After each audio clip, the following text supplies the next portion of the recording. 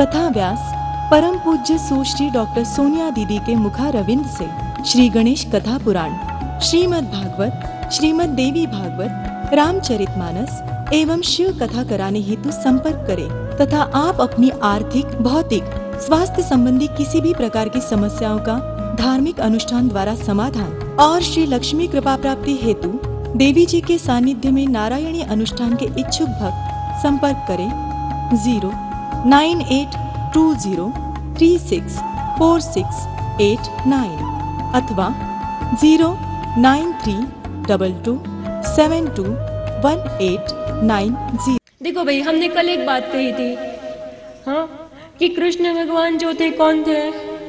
गोपाला। हाँ? कौन थे? गौ का रक्षा करने वाला, गौ का पालक, गायों को पालने वाला गोपाला। अभी कृष्ण के वर्णन से आ रहे हैं। और कल हमने बताया था कि गाय के दूध से आपके चित्त में पवित्रता आती है।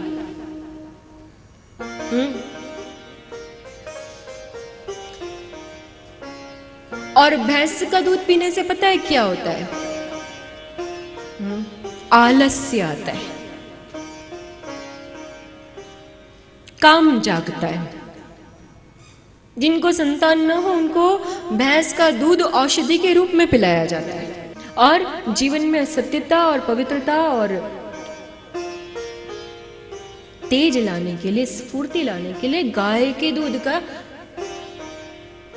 और इन सबसे परे प्रभु, हम तो ये कहें कि जीवन में संस्कार लाने के लिए गौ माता के दुग्ध का प्रसाद के रूप में पान जरूर करना चाहिए।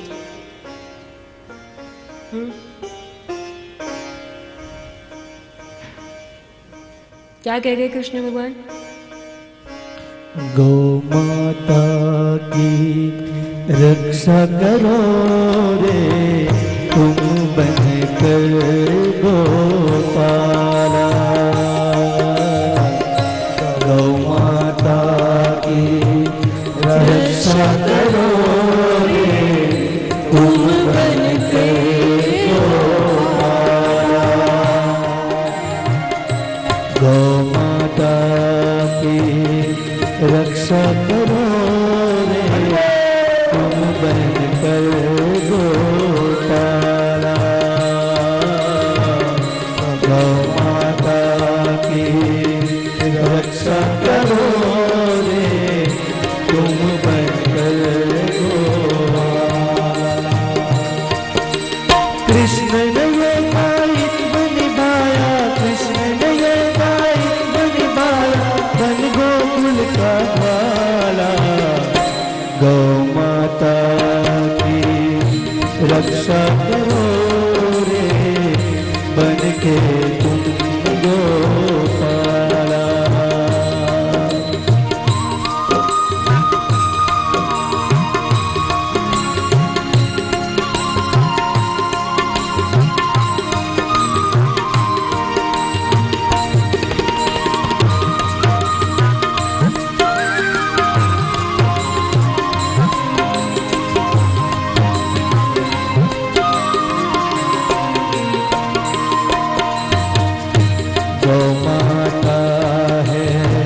सबसे पावन उसका रूप निराला।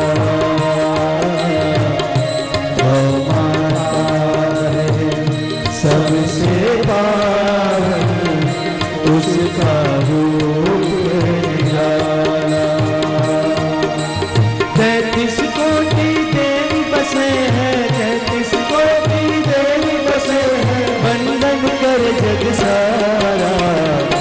गौ माता की रक्षा करो रे बन के तुम गोपाला। गौ माता की रक्षा करो रे बन के तुम गोपाला।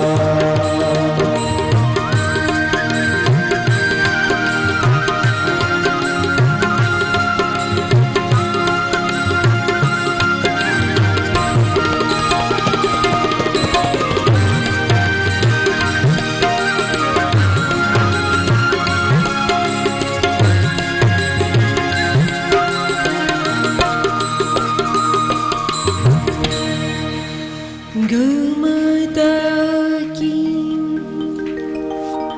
रक्षा करो रे, बन के तुम गोपाला।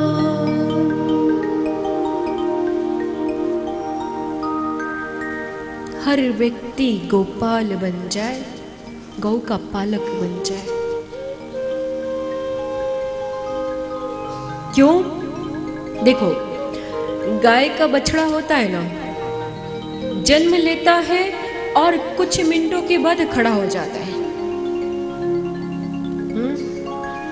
यहां से समझना, गाय का बछड़ा या बछड़ी हो, जन्म हो बच्चे का, और वो गाय उसको स्नेह करे, चाटे, और वो थोड़े समय में खड़ा हो जाता है, कुलांचे मारने लगता है। और भैंस का बच्चा हो तो उसको कहते हैं पाड़ा, बेसुध होके पड़ जाता है।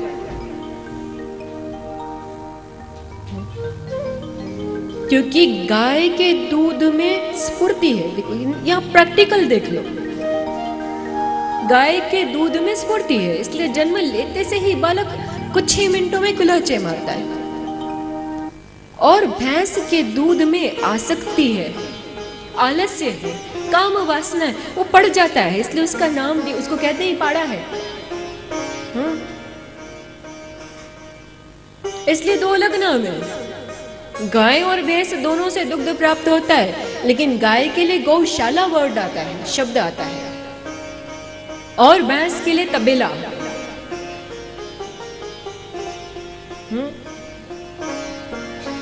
शाला यानी जहां पे कुछ कार्य किया जाए। हाँ, आप स्कूल जाते हैं तो आपका स्कूल कहते हैं शाला जा रहे हैं। कहाँ जा रहे हैं? पाठशाला जा रहे हैं, कहते हैं ना, पाठशाला जा रहे हैं। वहां पे क्रियात्मक शक्ति है, सृजनात्मक शक्ति है, क्रिएटिव एनर्जी है। इसलिए कहते हैं गौशाला। और जहां भैंस रखते हैं उसको कहते हैं तबेला। नामों का बड़ा बड़ा फेर है भाई, बड़ा गड़ा गहरा रहस्य है। ये जिन्होंने नाम रखे ना, वो हमारे बुजुर्ग ही हैं। तो इन्होंने नाम ऐसे ही नहीं रख दिए कि बस किसी को भी कुछ भी कह दें। बड़ा सोच समझ के, बहुत सोच समझ के नाम रखा है हर चीज का।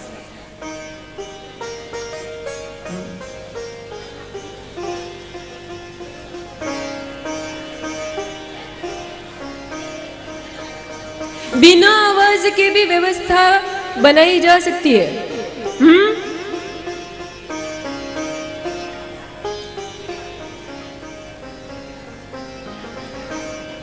कलम ने कहा था, पराम्बा के पास बैठे हो, एकदम अटेंशन। जिसकी उत्पत्ति ही महिषी से हुई, यानी भैंसे से हुई, तो सीधी सीधी बात है कि उसकी बुद्धि में काम ही होगी और आसक्ति ही होगी। ऊपर से उसे मिल गया वरदान। वरदान मिला कि ठीक है, तुम विश्व विजयी होगे।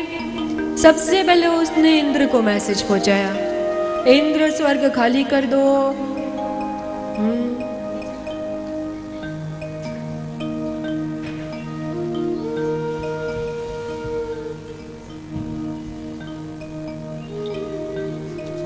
तो इंद्र ने कहा, ऐसे थोड़ी होता है कि आप आओगे और आप बोलोगे और कोई स्वर्ग खाली कर देगा। No threatening business.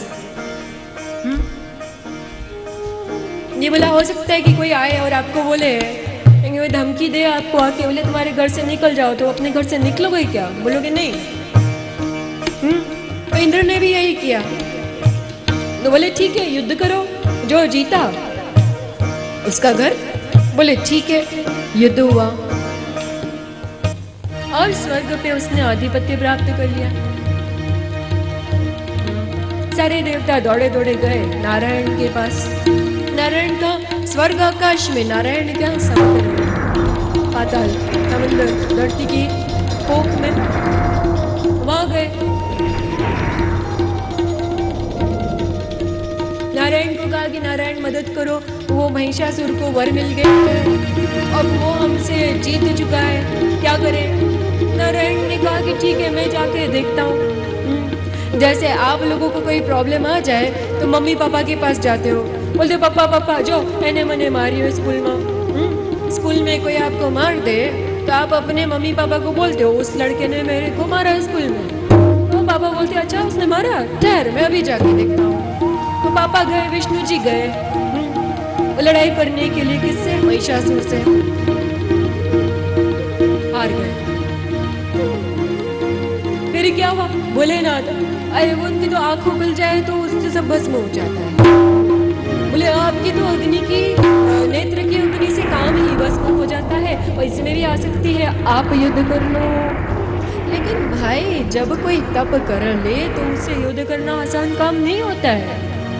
चाहे आप कितने ही पावरफुल हो, उसने भी अपनी पावर जगा ली है और उसने क्या करा है, उसने भी वरदान ले लिया है। जब तक उसके पास वरदान है कोई छू नहीं सकता। तब क्या करें? शिव जी ने भी बहुत उनके साथ युद्ध हुआ, बड़ा घमासान युद्ध चलता रहा और फिर वो भी थक गए। विष्णु और शिव से भी महिषासुर का युद्ध हुआ और कुछ नहीं हुआ, सब चले गए। बोले अब क्या करें? ब्रह्मा विष्णु महेश सब हार गए, सारे देवता हार गए, अब क्या किया जाए? ये तो बड़ा सोच का विषय हो गया।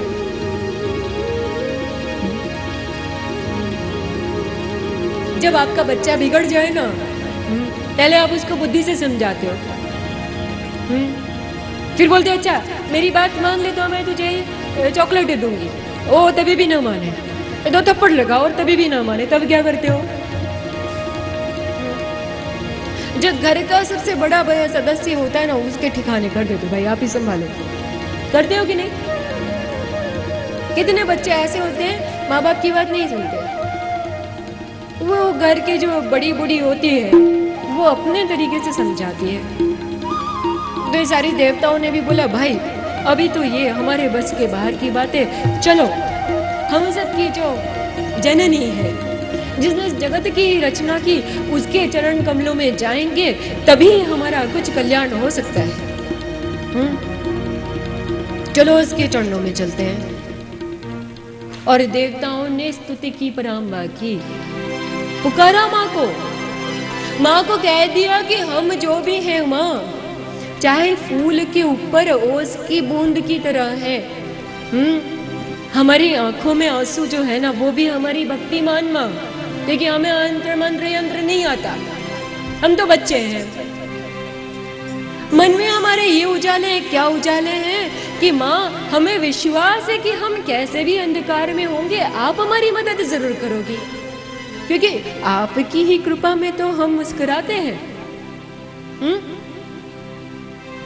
हे अंबिके, हे जगदम्बिके, हे पराम्बा, हे आदि शक्ति, हे भवानी, सुनो हमारे हृदय की करुण पुकार सुनो। और यही करुण पुकार हर इंसान की है। आज आप अपने मन पे हाथ रख के अपनी आत्मा की अगर एक pal के लिए सुनोगे ना इस वक्त, तो आपको भी लगेगा कहीं आपकी आत्मा चित्कार रही है, चाहती है कि शांति मिल जाए, सुख मिल जाए।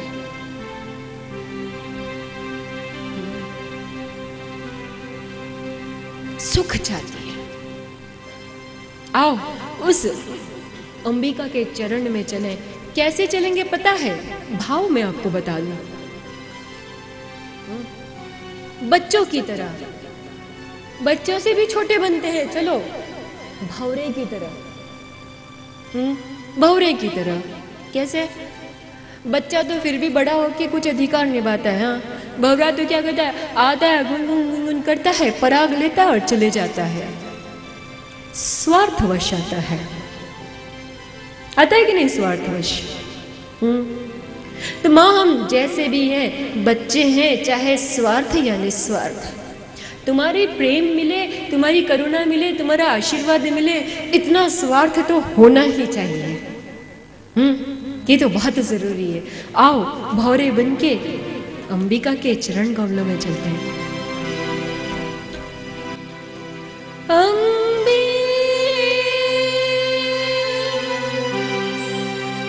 चरण कमल है तेरे, अम्बे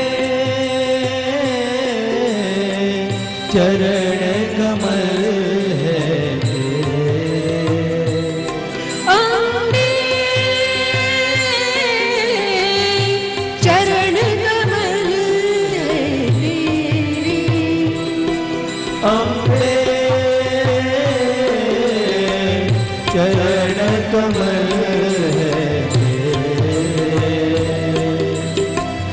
हम भरे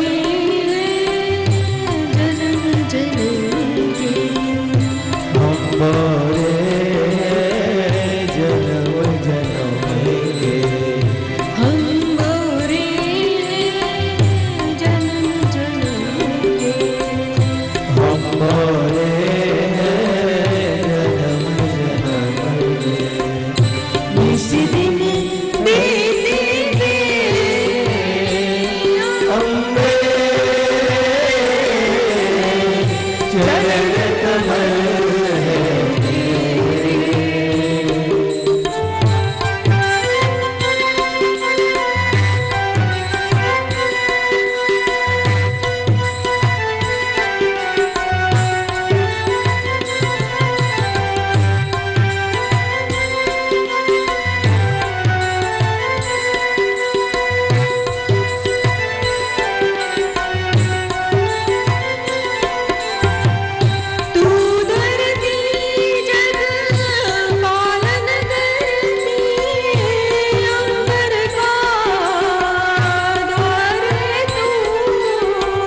तू धरती जग पालन करती, अंबर का आधार है तू।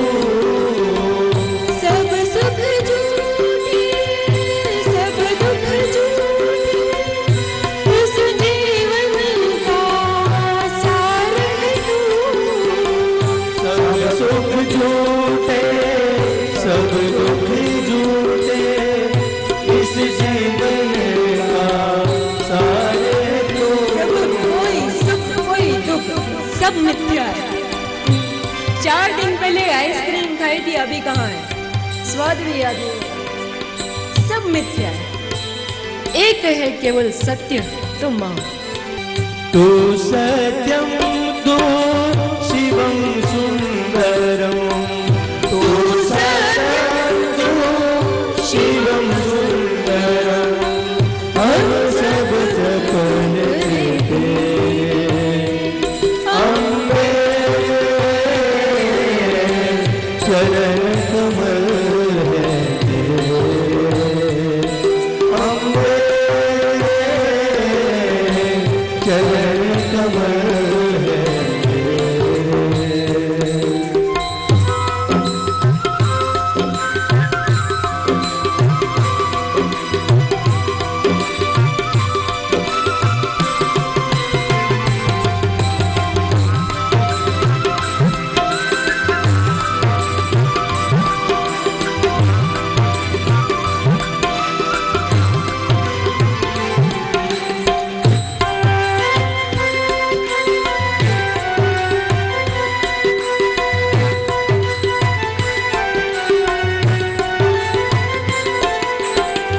होश में आंसू, मूड में श्रद्धा, अंतर से लेकर उजियारे, होश में आंसू, फूल में श्रद्धा, अंतर में लेकर उजियारे।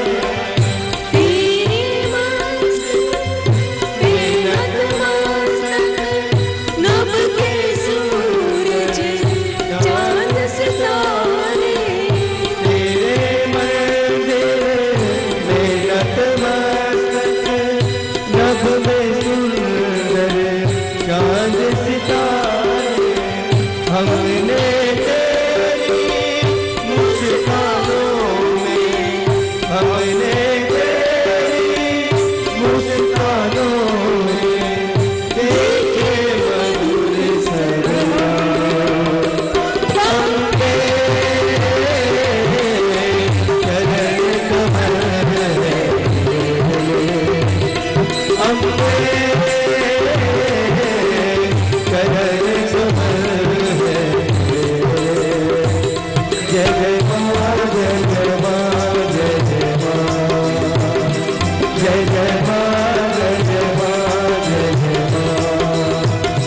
जय जय माँ, जय जय माँ, जय जय माँ, जय जय माँ, जय जय माँ, जय जय माँ, जय जय माँ, जय जय माँ, जय जय माँ,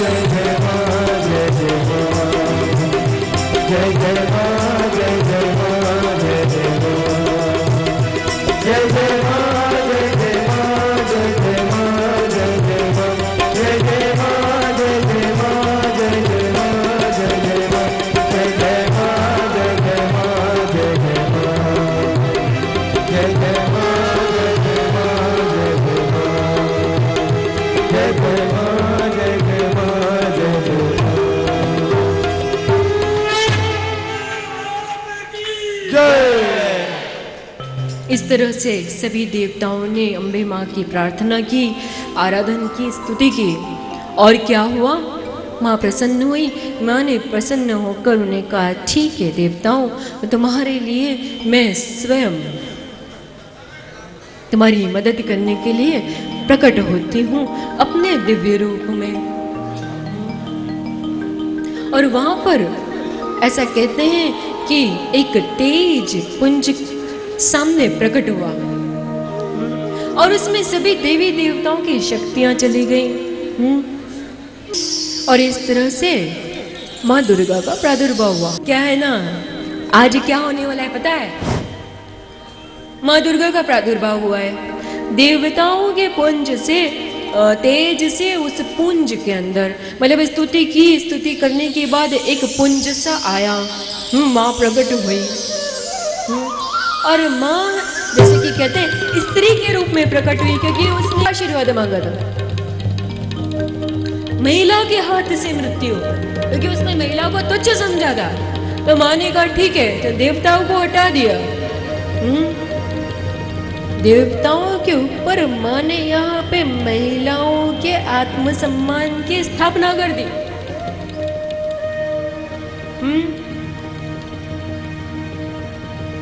अग्नि से तो उनके नेत्र बने और सभी देवी देवताओं ने उन्हें अपने अपने अस्त्र शस्त्र दिए। पहले माँ का रूप बना अष्टभुजी। 8 भुजाओं का मतलब पता है आपको? 8 भुजाओं का मतलब क्या है?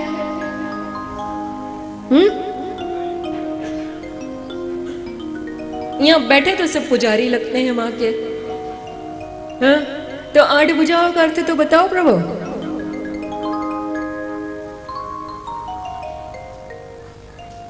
8 पैर, 8 भुजाएं माँ के 8 पैर है। 4 पहर दिन के, 4 पहर रात के, ये 8 भुजाएं हैं। फिर और आयुध मिले तो 10 भुजी हुई। 10 भुजी का अर्थ क्या है? 10 भुजाएं हैं जिनकी। 10 भुजी का अर्थ पता है? भक्त शिरोमणि बोलो।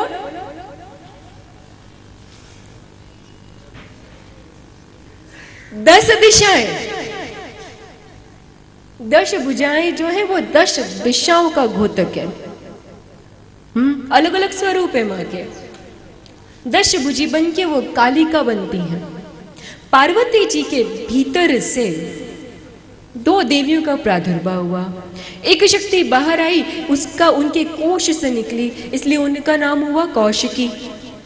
यहाँ पे माँ कौशिकी का प्राकट्य होता है। माँ कौशिकी की जय।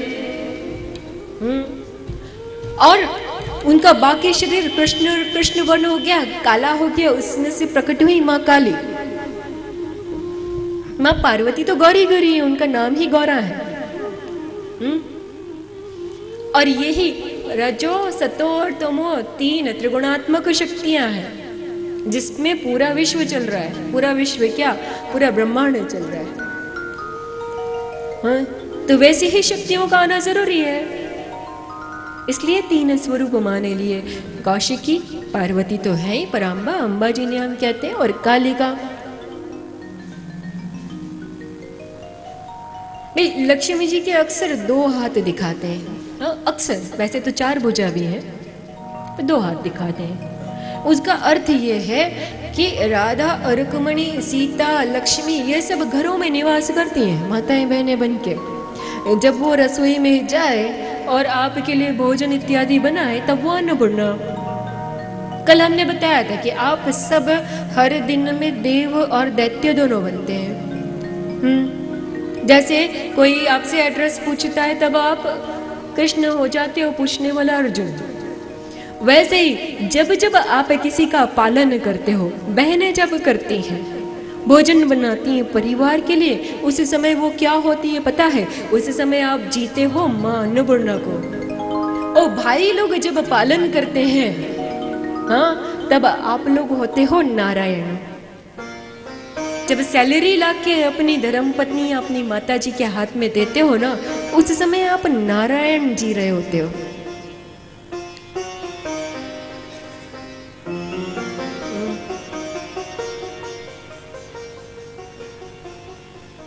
कहने वाले ने तो कह दिया रोम रोम में राम। रोम रोम में राम है तो फिर हर व्यक्ति के भीतर में वो देवी और देवता कहाँ है? यहाँ है, इस रूप में है। जब आप भोजन बनाए आप अन्नपूर्णा, जब आप पालना करते हैं, कमाते हैं, लेकर आते हैं उस चीज को घर में, तब आप सब नारायण। और जो उसको ढंग से चलाए वो सब नारायणी। वो सब नारायणी।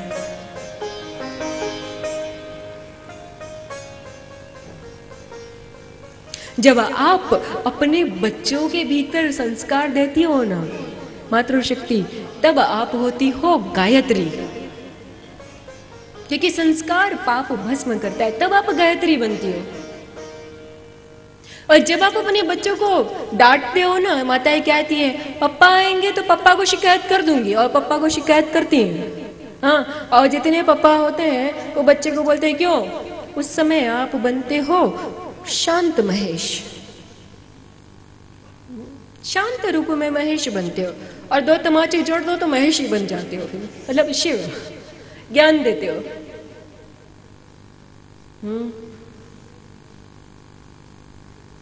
भाई किसी ने हमसे प्रश्न किया था, ये उसका जवाब है। दीदी ये जो है ना इतने सारे देवी देवता हैं, अब बोलते हो सबके भीतर भगवान है, तो कहाँ है? तो जिन जिन ने ये प्रश्न मुझसे किया था, कुछ ने ईमेल करे हैं, कुछ ने व्यक्तिगत पूछा था फोन पर, ये लो भाई उनका जवाब है ये। परम पूज्य सुश्री डॉक्टर सोनिया दीदी एक आश्रम का निर्माण कराने जा रही हैं, जिसमें एक सुंदर देवालय होगा। इस देवालय में श्री गणेश जी की प्रतिमा, शिव गौरी गोदी में गणेश लिए कैलाश पर विराजित विग्रह, अष्टभुजा माँ दुर्गा, लक्ष्मी नारायण प्रतिमा, श्री राम दरबार, राधे कृष्ण विग्रह, दत्तात्रेय विग्रह के संग 10 महाविद्यामयी आराध्य भगवती माँ त्रिपुर सुंदरी की स्थापना होगी।